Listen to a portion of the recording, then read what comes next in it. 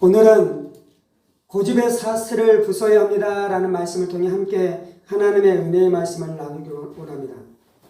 최근 저희가 이제 3주간에 걸쳐서 나누고 있는 말씀은 어떤 말씀이냐면요, 우리가 우리의 삶 안에 성화를 이루어가기 위해서 우리가 다루어야 되는 죄들에 대한 말씀을 나누고 있습니다. 그래서 첫 시간에는 교만에 대한 말씀을 나누었고요, 지난 시간에는 거짓말에 대한 말씀을 나누었고요, 오늘은 고집에 대한 말씀을 좀 나누기를 원합니다. 고집이 국어사전에는 이렇게 정리되어 있습니다. 고집은 자기의 의견을 바꾸거나 고치지 않고 굳게 버팀 또는 그렇게 버티는 성미다 라고 말씀하고 있습니다.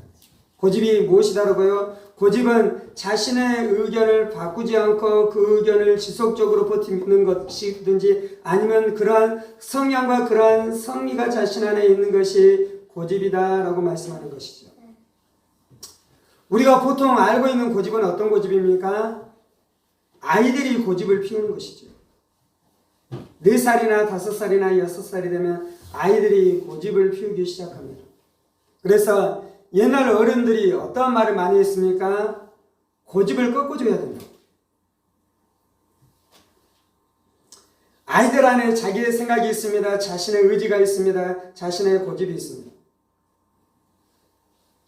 지금 이제 오늘 다루고 있는 문제는 어떤 문제냐면요, 우리의 인생의 주인이 누가 되느냐에 대한 문제예요. 그래서 아이들이 자라나면서 자신에 대한 것들을 자각하기 시작하고 자신의 의지와 자신의 생각과 자신의 뜻들을 자각하기 시작하면서 이제 무슨 일이 일어나는 것입니까? 자신이 자신의 인생의 주인 되기 시작하는 것들이 더 극명하게 드러나기 시작하는 것이죠. 그래서 이제 고집이 막 나타나기 시작하는 것이죠. 때를 쓰기 시작하는 일들이 나타나는 것이죠. 그래서 이제 부모들이 어떻게 하냐면요, 네 고집이 이기는지 내 고집이 이기는지,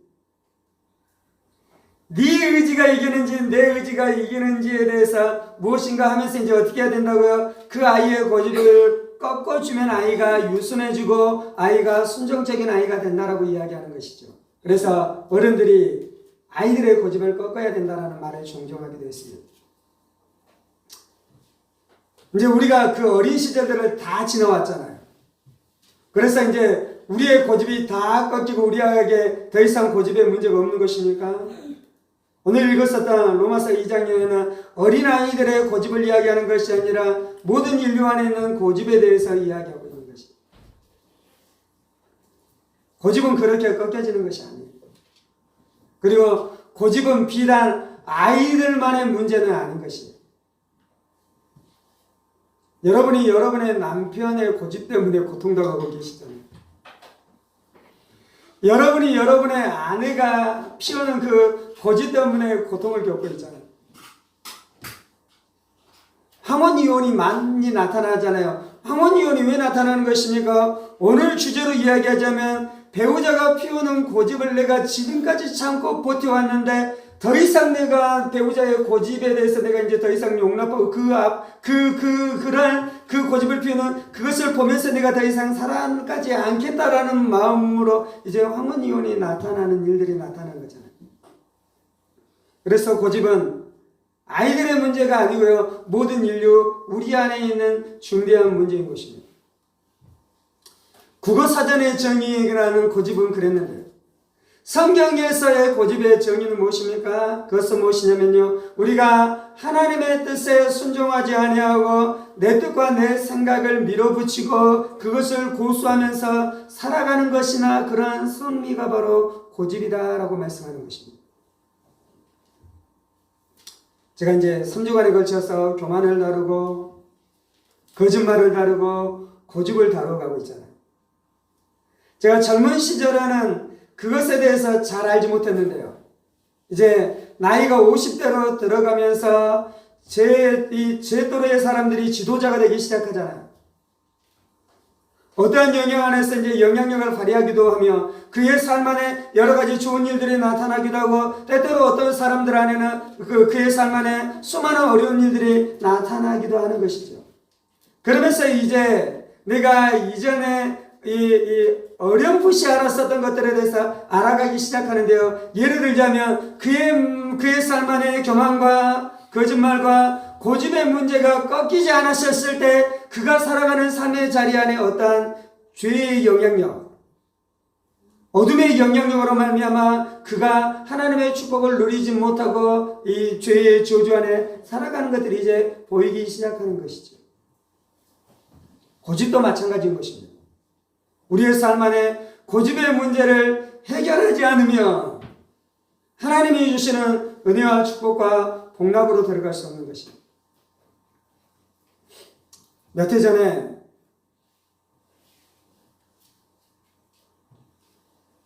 선배를 만났는데 선배가 이야기하는 이야기는 어떤 것이었냐면요. 이렇게 하는 것이 하나님의 뜻인 것을 알겠대요. 그런데 자기는 그렇게 하지 않겠대요.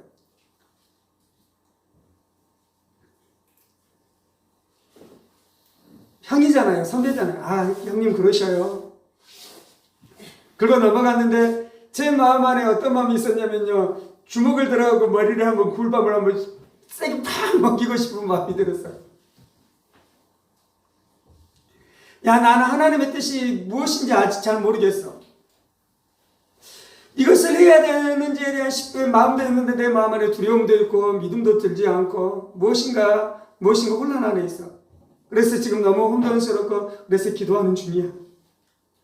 근데 하나님이 말씀하시고 하나님이 깨닫게 하시면 내가 믿음으로 그 길을 선택하고 가야겠지. 좀 기도해줘. 그렇게 말했으면 좋을 텐데 우리는 연약하잖아요. 우리는 부족하잖아요. 그래서 우리 하나님의 뜻을 잘 알지 못해서 그 길을 가지 못할 때도 있어요. 두려움 때문에 넘어질 때도 있어요. 그런데 내가 이것이 하나님의 뜻인 것이 분명한 것을 알겠는데 나는 그 길을 가지 않겠어 라고 말하는 거예요. 주먹을 그냥 주먹으로 머리를 하나 세게 확 내려치고 정신 차리라고 이놈아.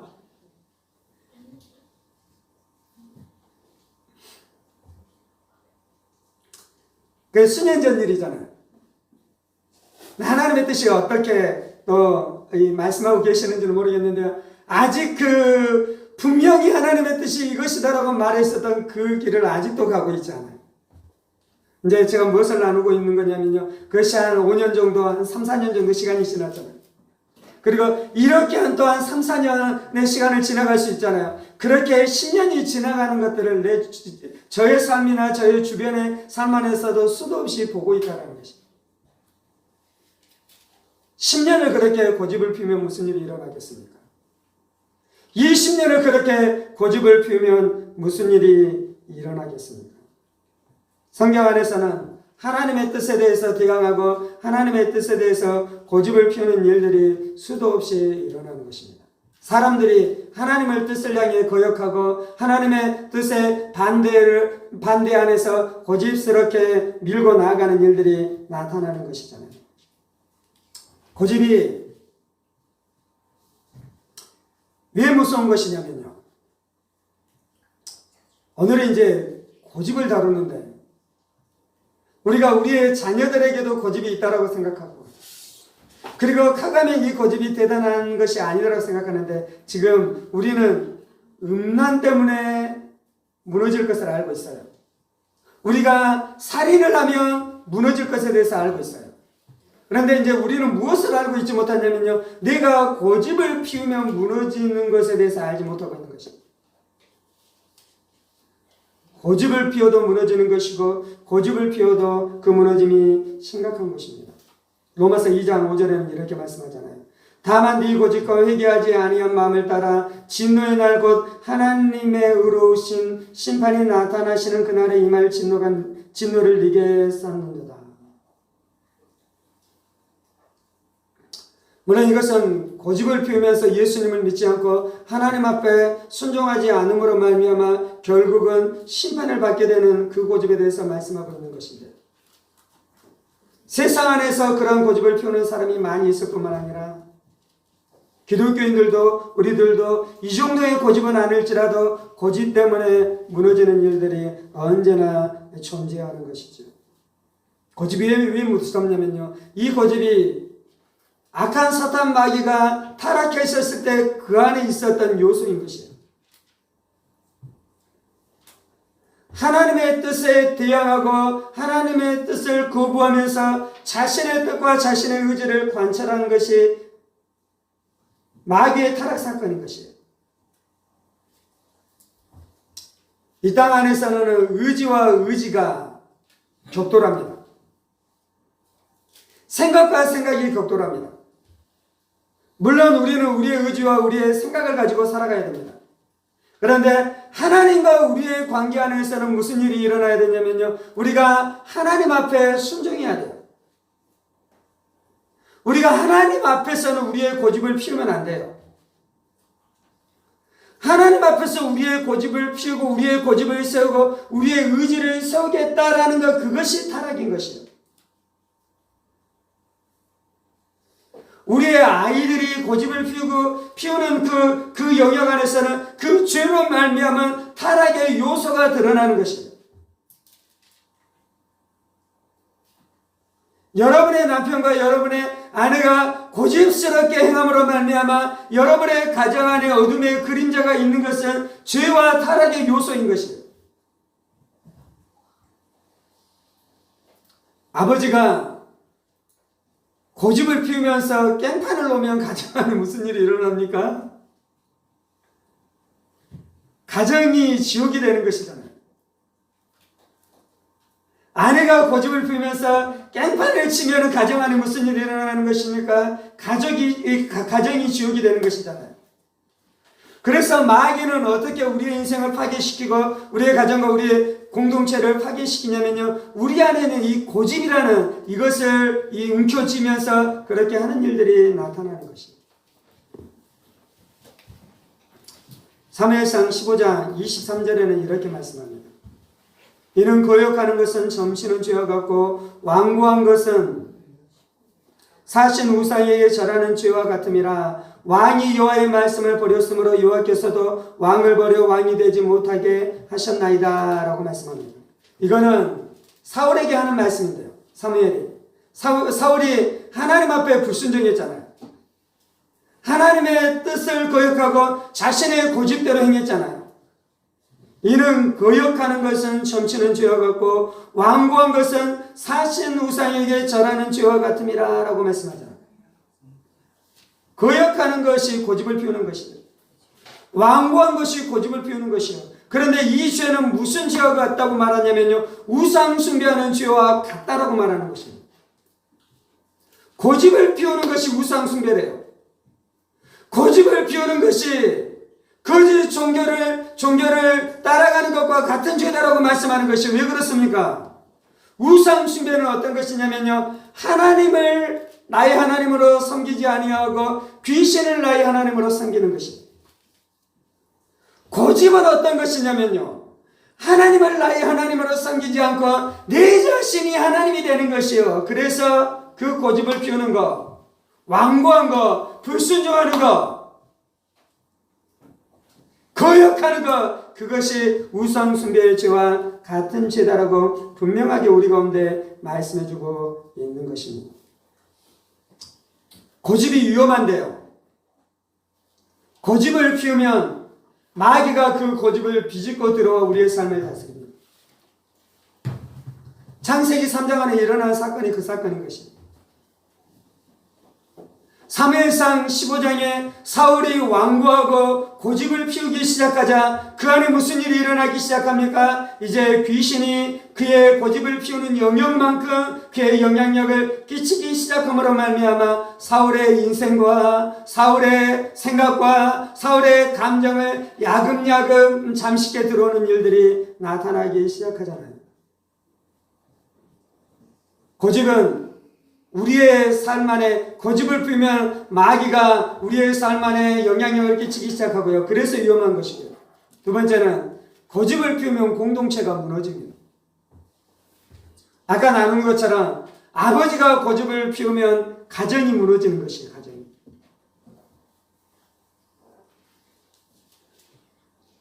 누군가가 고집을 피우면 가정이 깨어지는 것입니다.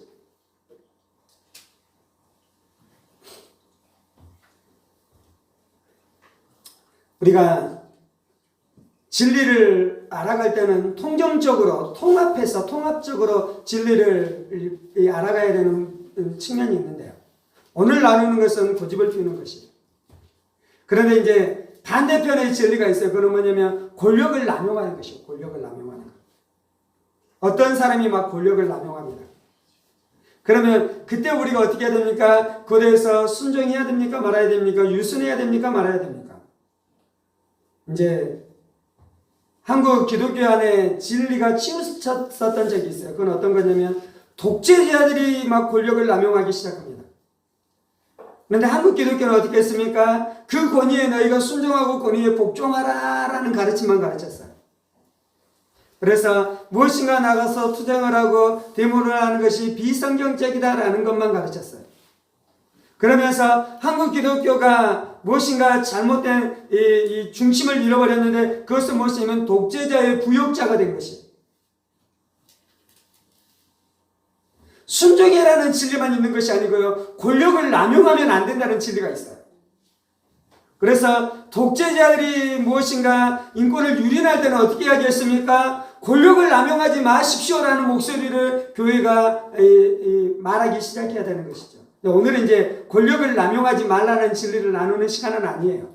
오늘은 무엇입니까? 네가 고집을 피우지 말고 누군가에 대해서 네가 순종하라는 진리를 나누고 있어요. 가끔 우리는 유순한 리더가 있고요.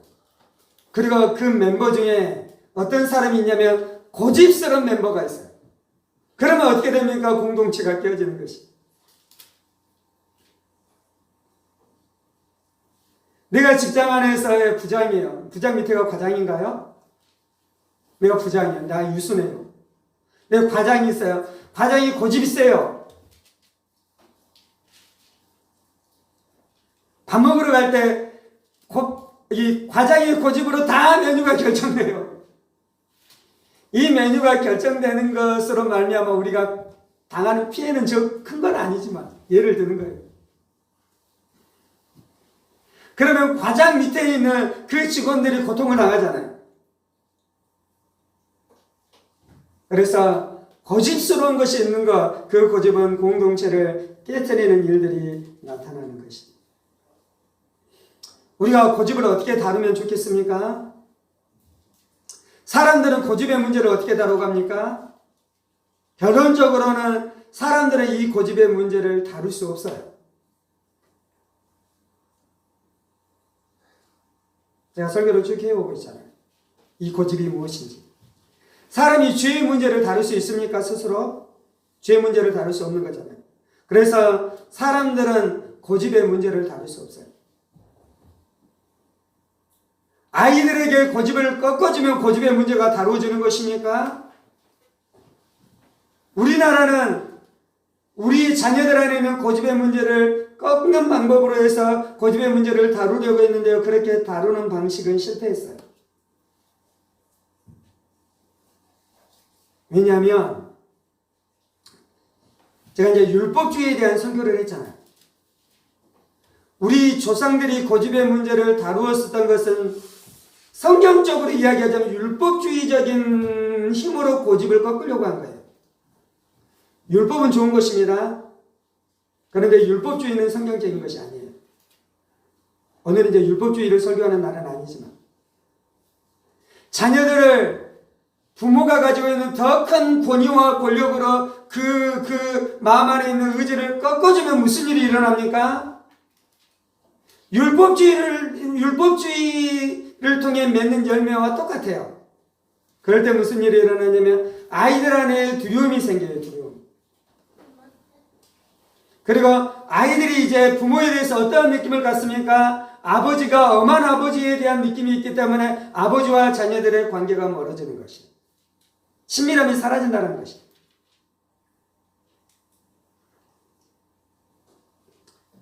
그래서 이제 지금 세대의 부모들은, 젊은 부모들은 자녀들을 어떻게 양육합니까?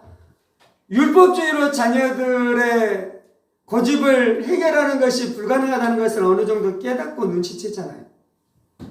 그리고 지금은 이제 어떤 시대냐면 자유를 강조하고 인권을 강조하는 것입니다. 우리 자녀들이 이제 학교에서 어떻게 배우냐면요, 매를 맞는 것이 인권을 침해하는 것이다라고 해서 매를 들지 못하도록 가르치는 시대 안으로 살아가고 있잖아요.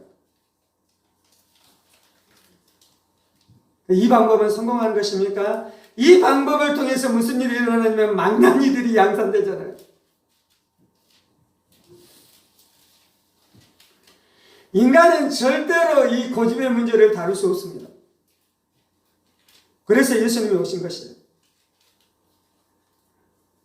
로마서 8장 15절과 갈라디아서 4장에서는 무엇을 말씀합니까? 두려움의 영이 있고 종의의 영이 있다라고 말씀해요.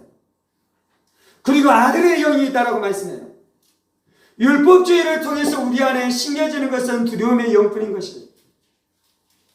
종의 영뿐인 것이에요. 노예의 영뿐인 것이에요. 그래서 두려움 때문에 순종하는 거예요. 두려움 때문에. 두려움 때문에 고집을 피우지 않는 것이에요. 그러면 그의 영혼이 메말라갑니다. 그의 영혼이 지쳐갑니다. 그리고 그가 아버지가 되고 권력자가 되고 부모가 됐을 때 어떻게 하는 것입니까? 그도 율법을 통해서 사람들을 치고 사람들을 깨뜨리며 그래서 자신을 두렵게 함으로 말미암아 복종케 하는 일들이 나타나는 것입니다.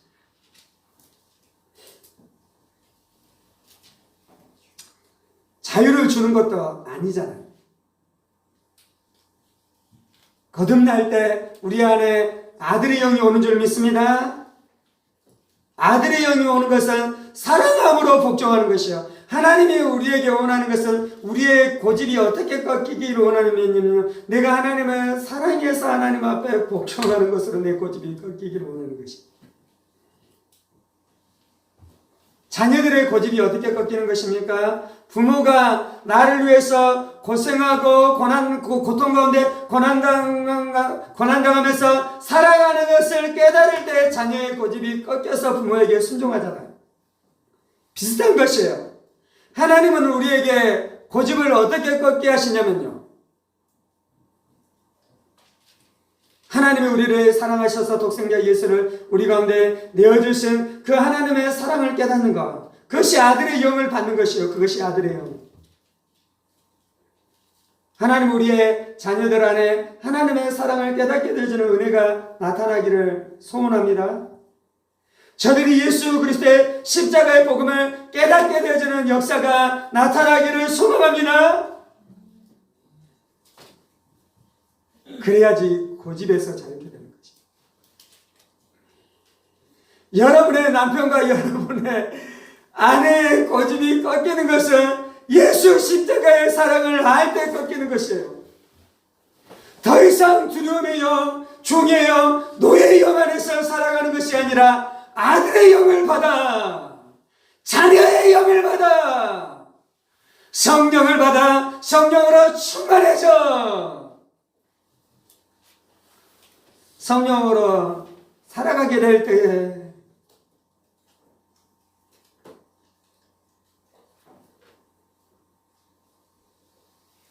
고집의 영에서 자유케 되어지는 역사가 나타날 줄 믿습니다.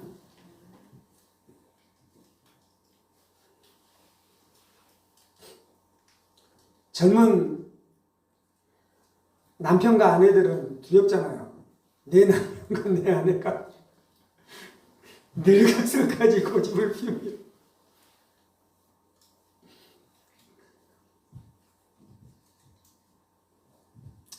이것이 하나님을 향해서도 영향을 끼칩니다. 우리가 진짜 회개하려면 고집이 깨어져야 돼요. 사울이 어떻게 합니까? 하나님은 아말렉을 진멸하라고 말씀하잖아요. 근데 사울은 진멸하지 않고 그곳에서 좋은 소와 양들을 그가 살려두잖아요. 그게 고집이거든요.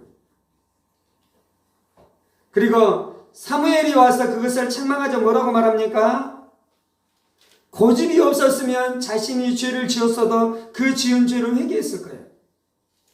우리는 죄를 지을 수 있어요.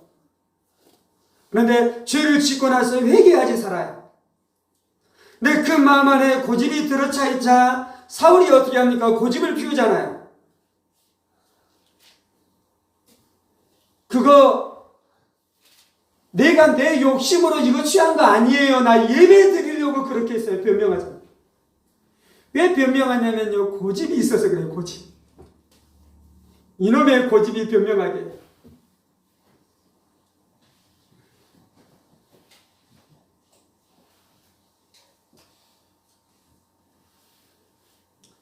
우리 안에 고집이 있으면 우리가 진짜로 회개하지 못하고 종교생활만 할 것입니다. 사울이 이제 이 사무엘을 통해서 그 일들이 일어나지 않았다면 어떻게 했겠습니까? 하나님 앞에 불순종한 채 얻었었던 그 짐승을 가지고 하나님 앞에 제사 드린다고 예배 드렸을 거예요.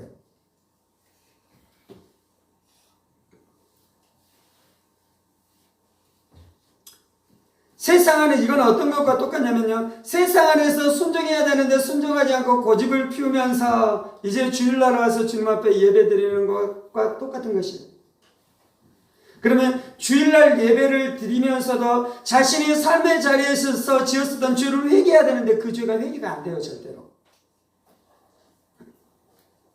그것이 죄인 것으로 보이지도 않을 수도 있어요. 사울은 그것이 죄인 것을 깨닫지 못했어요. 수많은 사람들이 자신이 죄를 짓고 살아가는데 그것이 죄인 것이 깨달아지지 않고 그것에 대해서 회개할 수 없는데 오늘 주제로 이야기하자면 그것에 대한 뿌리 안으로 들어갔을 때 무엇이 나타나냐면 그 안에는 고집이 있는 것이 고집입니다.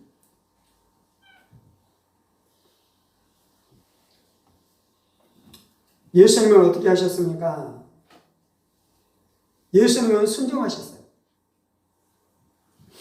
예수님이 우리를 구원하시는데요. 우리는 이제 무엇을 많이 알고 있냐면 예수님께서 십자가에 죽으시고 부활하심을 통해 우리를 구원했다라는 것을 많이 알고 있어요. 이것이 맞습니다. 그런데 예수님은 십자가의 죽음과 부활을 통해서만 우리를 구원한 것이 아니에요. 예수님은 무엇을 통해서도 우리를 구원하시냐면 예수님의 공생의 삶을 살아가셨다. 예수님의 그 삶과 인격을 통해서도 우리를 구원해 주셔요.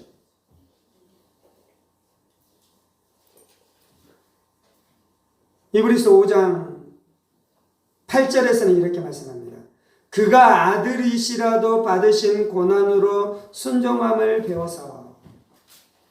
예수님이 아들이신데 아들이심에도 불구하고 고난을 받으사 순종함을 배웠다라고 말씀해요.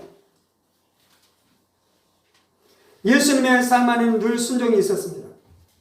예수님의 삶 안에는 고집이라는 것이 한 톨도 존재하지 않았어요. 예수님은 하나님의 음성을 듣고 하나님이 말씀하신 대로 다 행했어요. 예수님이 가나의 혼인잔치에서 왜 물이 변하여 포도주가 되겠습니까? 하나님이 예수님한테 그것을 하라고 말씀하셨어요. 예수님은 마리아가 와서 그것을 이야기하자 왜 아직 내 때가 되지 않았다라고 그때는 기적을 행하지 않았습니까? 하나님이 그때는 기적을 행할 때가 아니다라고 말씀하셨어요. 어떤 것을 하는 것뿐만 아니라 그 하는 시간까지 맞춰서 했어요.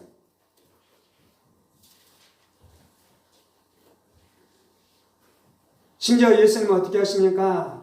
예수님께서는 십자가를 지는 그 고난도 무엇을 하면서 하는 것입니까? 순종을 통해서 하시는 것입니다.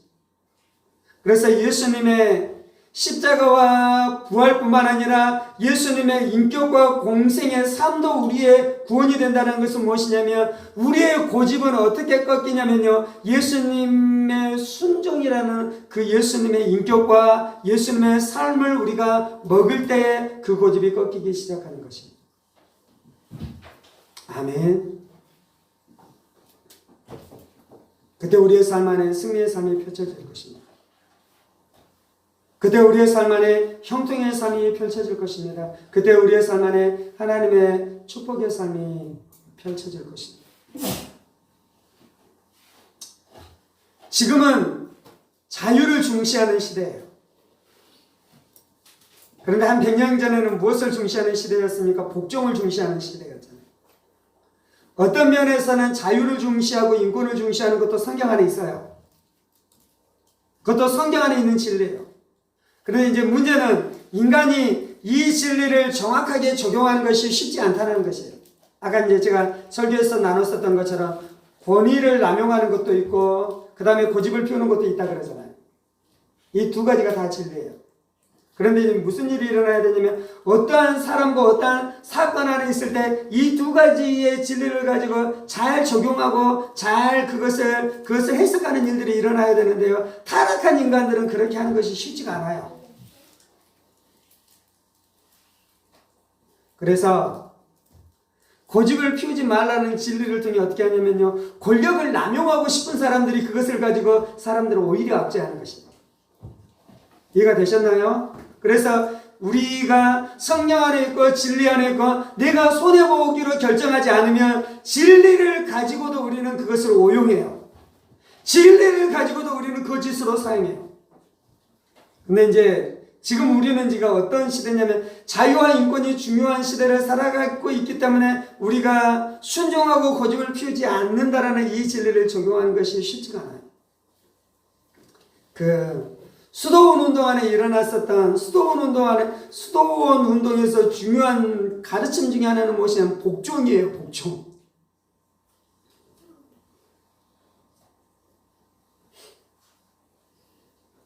어떤 목사님이 부목사한테 너 이 교회로 가라고 청빙받아서 가라고 이야기를 했대요. 그래서 그 부목사님이 예 목사님 기도해 보겠습니다 라고 말했더니 그 목사님이 너는 기도해 볼 필요 없고 네가 가라면 가라고.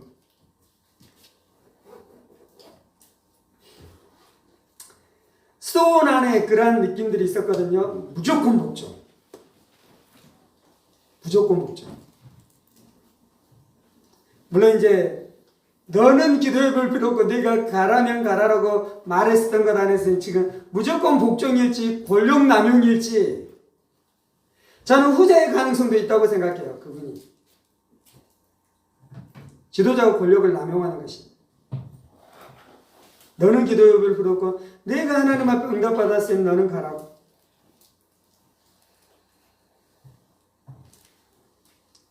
그 지도자는 권력 남용의 죄로 빠져들어갈 가능성이 있어요. 이제 오늘은 그걸 나누는 건 아니지만. 근데 이제 수도원 때는 어떤 가르침이 많았냐면 무조건 복종하는 거, 무조건 복종하는 거. 근데 우리는 지금 자유를 강조하는 시대이기 때문에 무조건 복종한다라는 이 진리를 약하잖아요. 권력을 남용하는 사람이 여러분에게 복종을 요구할 때는 그 안에서 복종하지 않아도 됩니다. 그것을 떠나십시오. 네, 그거 말고요. 권력 남용하는 거 말고요. 그것과 상관없이 우리는 또 무엇을 배워야 되냐면요. 하나님 앞에 무조건 복종하고 내 고집을 꺾는 것을 우리가 하나님 앞에 훈련해 갈 필요가 있어요. 그 훈련해 가는 것은 아들의 영을 받는 것이고 예수님의 순종을 배우는 것입니다. 그리고 예수님의 기도 안으로 들어가는 것이요. 예수님이 겟세마네 동산에서 기도했었던 기도는 무엇이냐면 하나님 아버지 내 뜻대로 마옵시고 아버지의 뜻대로 이루어지기를 원합니다. 그리고 제자들에게 무엇을 가르쳐 줬습니까? 주님께서 가르쳐 준 기도 안에서는 하나님의 뜻이 하늘에서 이루어진 것 같이 이 땅에서도 이루어지게 하여 주옵소서. 여러분의 소원이 있습니까? 그러면 하나님 앞에 기도하십시오. 그런데 하나님의 뜻이 이루어지기를 원합니다. 하나님의 뜻이 이루어지는 것으로 내가 족하겠습니다. 하나님의 뜻이 이루어지는 것을 내가 만족합니다. 하나님, 내 고집을 십자가에 못 박고 내 의지로 살아가는 것이 아니라 하나님의 뜻, 하나님의 의지 앞에 내가 순종하면서 살아가기를 원합니다. 아멘. 그 기도로 살아갈 때에 겟세마네의 기도와 주기도문의 기도로 살아갈 때 마귀의 문이 닫히고 축복의 문이 열리게 될 줄 믿습니다. 저주의 문이 닫히고 은혜의 문이 열리게 될 줄 믿습니다.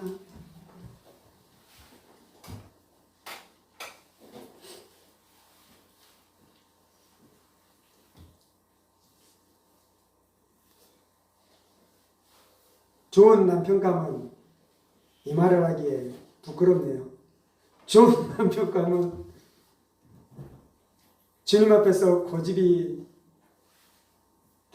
꺾여본 경험이 있는 남자예요. 좋은 아내는, 좋은 아내감은 고집이 하나님 앞에서 꺾여본 경험이 있는 사람이에요.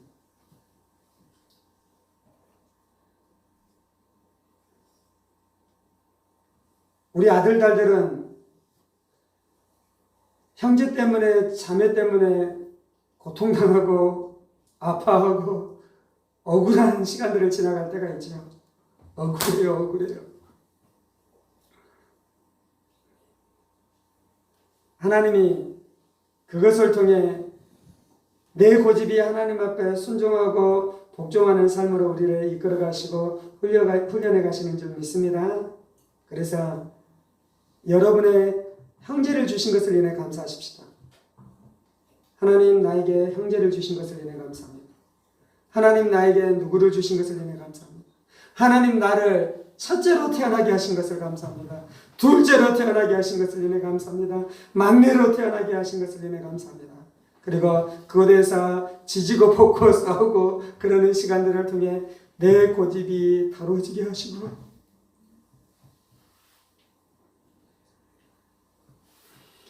내 인격이 연단되게 하여 주시고 그래서 하나님이 이끌어 가실 만한 유순한 사람 되고 부드러운 사람 되어 장차 내가 이룰 공동체, 가정이든지 친구 관계든지 그 안에 하나님의 나라를 이루어가는 피스메이커 되게 해 주옵소서. 그렇게 기도하면서 살아가십시다. 오늘 우리가 이 말씀 앞에 반응하면서 기도하십시다.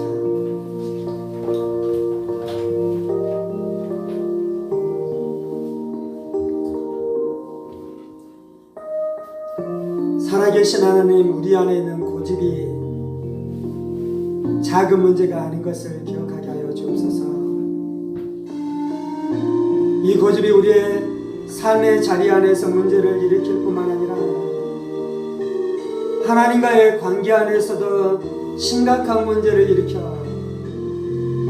결국은 내 마음으로 깊이 있게 회개하지 아니하며 그 고집 때문에 주에 대해서 변명하기 시작하고 포장하기 시작하고 그렇게 살아가다가 내 안에 있는 거짓을 제거하지 못하고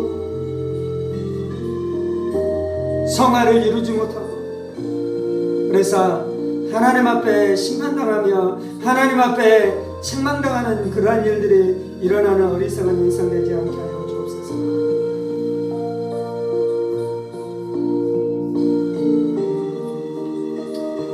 살아계신 하나님, 인간적인 방법으로는 고집을 다룰 수 없습니다. 살아계신 하나님, 사람의 힘으로는 고집을 다룰 수 없습니다. 살아계신 하나님, 내가 고집의 문제를 다 해결하고 이 고집의 문제에서 자유를 얻었다라고 어리석게 생각하지 않게 하여 주옵소서. 우리의 자녀들 안에 있는 고집만 보고 자신 안에 있는 고집은 깨닫지 못하는 어리석은 인생 되지 않게 하여 주옵소서.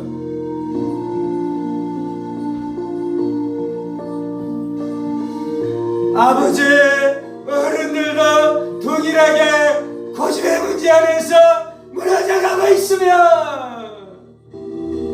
그 고집으로 내가 마땅히 사랑하고 섬겨야 돼. 내 가족 지옥으로 만들고 있는 것을 깨닫게 하여 주옵소서. 그래서 우리의 마음이 낮아지게 하여 주시고 우리의 마음이 간절해지게 하여 주시고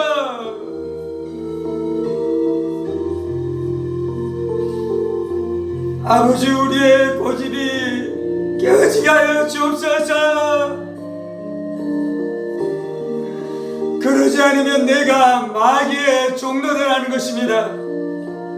그러지 않으면 귀신이 나를 쥐고 흔들어 나 때문에 가정이 지옥되게 하는 것입니다.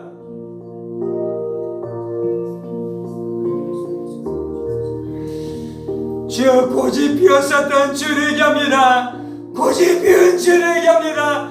고집 피운 주를 얘기합니다. 주님,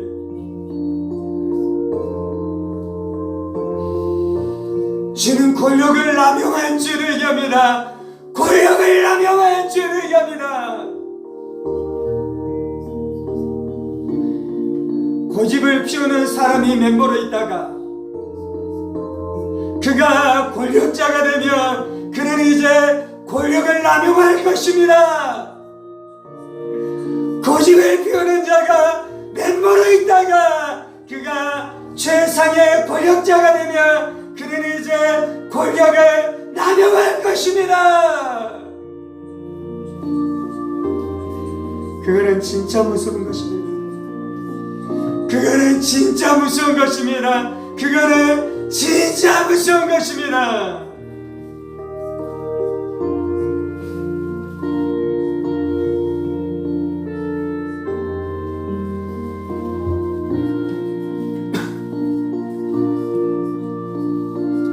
주님, 우리는 율법주의에 있든지 방임주의에 있든지 이 둘 중 두 극단 안에 있을 수밖에 없는 연약한 존재들입니다.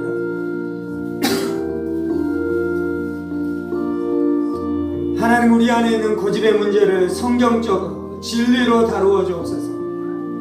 주님, 우리가 고집의 문제를 다룰 수 있는 성경적인 방법을 알게 하여 주옵소서. 두려움의 영이 아니라 아들의 영으로 행하게 하여 주옵소서. 율법주의로 행하는 것이 아니라 사랑으로 행하게 하여 주옵소서. 노예의 영이 아니라 아들의 영이 역사하시옵소서. 아들의 영이 역사하시옵소서.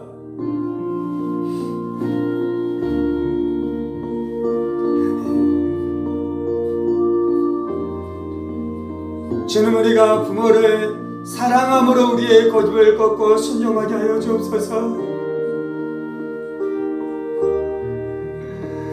우리가 사랑함으로 우리의 고집이 꺾이게 되어지는 은혜가 있게 하여 주옵소서. 사랑하기 때문에 우리의 고집이 꺾이게 되어지는 은혜가 있게 하여 주옵소서.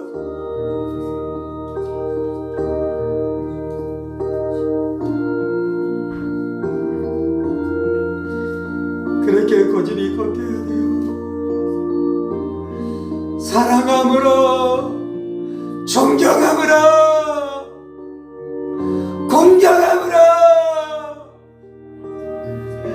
그렇게 우리의 고집이 꺾여야 돼요.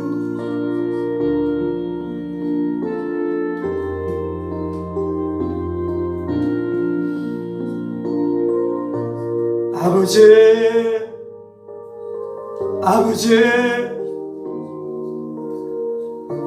우리가 우리의 자녀들의 고집을 꺾기 위해 진리를 가르치고 율법을 가르치고 회초리를 드려야 하는 것도 성경에 있는 줄 믿습니다. 그때 노예의 영이 역사하는 것이 아니라 아들의 영이 역사하시옵소서. 아들의 영이 역사하시옵소서. 우리 자녀들 성령 받게 하여 주옵소서. 성령 받게 하여 주옵소서.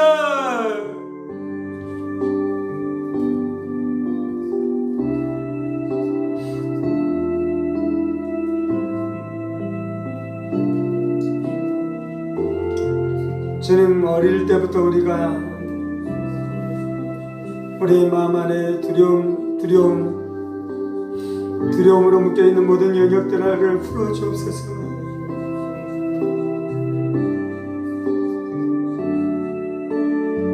성경적인 방법으로 고집이 꺾인 것이 아니라 권력 남용으로 말미암아 꺾인 상한 상처가 있다면 주님, 주께서 만지시고 새롭게 하여 주옵소서. 두려움의 영을 제거하시고 아들의 영으로 충만케 하여 주옵소서. 노예의 영을 제거하시고 자녀의 영으로 충만케 하여 주옵소서.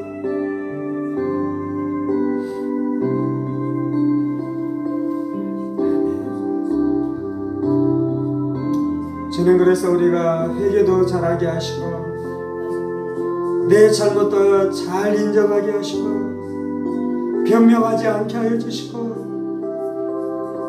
그래서 우리가 성화되어져가는 은혜의 역사가 있게 하여 주옵소서.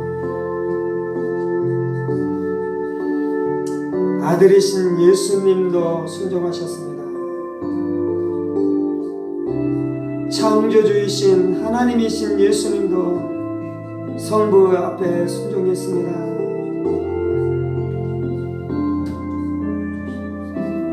우리가 예수님처럼 변하게 하여 주옵소서. 예수님 사랑합니다. 온유하신 예수님 사랑합니다. 부드러우신 예수님 사랑합니다.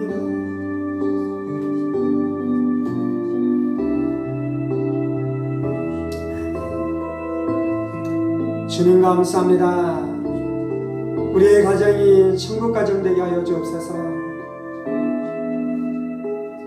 부부지간에 천국이 이루어지는 역사가 나타나게 하여 주옵소서.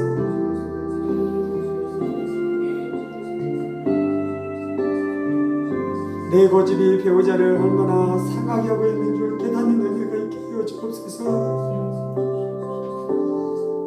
아버지,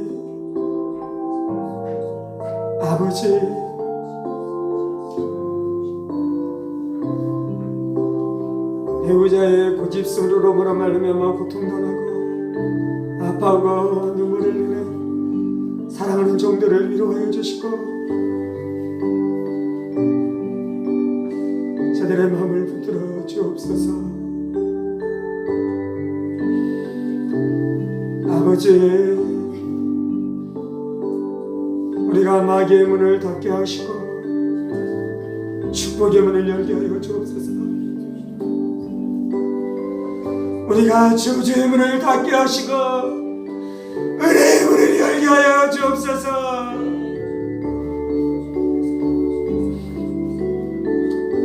주님 감사합니다. 주님 감사합니다. 주님 감사합니다. 이 모든 말씀 살아계신 우리 주 예수 그리스도의 이름으로 기도합니다. 아멘, 아멘, 아멘. 이제는 우리 주 예수 그리스도의 은혜와 하나님 아버지의 지극히 크신 사랑하심과 성령의 감동과 교통 충만하시니 예수님의 인격과 삶과 십자가의 능력으로 고집을 꺾어버리고 아들의 영으로 하나님을 사랑하며 살아가기로 원하는 사랑하는 성도들과 그의 가정 권속들과 하늘문교회와 조국교회와 이 나라의 민족과 사랑하는 북한 동포들과 열방 가운데 복음을 선포하시는 사랑하는 선교사님들 가운데 이제부터 영원까지 함께 하시기를 간절히 축원하옵나이다. 아멘, 아멘, 아멘.